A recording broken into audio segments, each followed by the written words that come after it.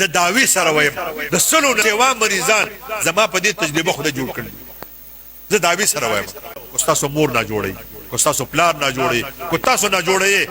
د میاشتې دوايي باندې 100 پیسې ورکړي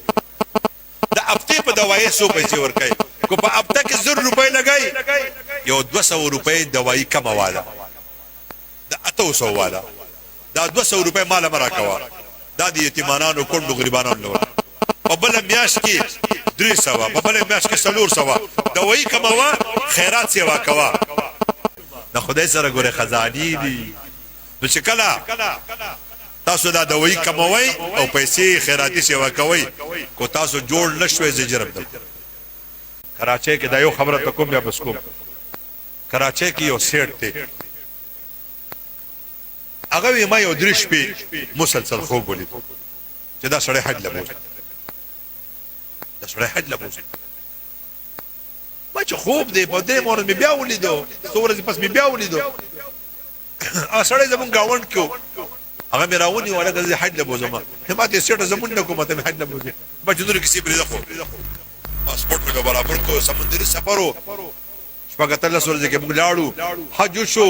مدینه منوره وشو واپس بیت الله شریف ترالو پیدا سړی ما ته وای چې سیټه خو مالداري بیا به چرته راشي زما خو پته نه کیږي چې بیا راشم یو دوه رکعات د موږ په دې مطلب کې نکو ډیره خدا ویلاړو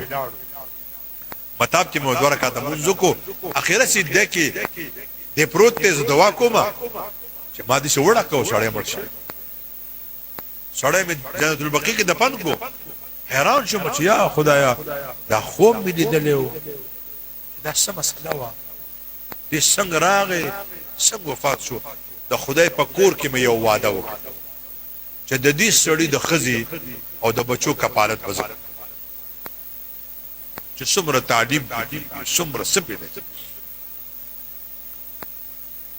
واپس چراله ما غزنانه رااله ما ورته کیسه وکړه دا په جړا شو خدای دې زمون مل شي مې چې خدای ستاسو مل دی د دې اخلاص یو تاسو نه کوم چې دې سړي بس چل کاو دا څه عملو وسیټا نه موږ کو نه ذکر نه کو نور څه کار نه کو خدای دې یو عملو هر مازیګر بده په دې ملک نو کارو هر مازیګر چې بده راتو کول له سبزی راوړه سودا به راوړه چینی مالګه وړي زمو په گاوند کې ابای وا هغه ابای نه به روزانه سامان راوړو کله مالګه کله ټماټر کله پیاز ابای وا یوازې وا هغه به خدمتوم کو زې بوله برابرو تبر بزتل ما بولم خدمت کو ادب ول د خوراک راوړو هغه به ورته دوا کوله چې خدای دې حج لبوزا خدای دې په مکه مدینه کې وفات کا واست به خدای مهربان کړی او واقعا سو شو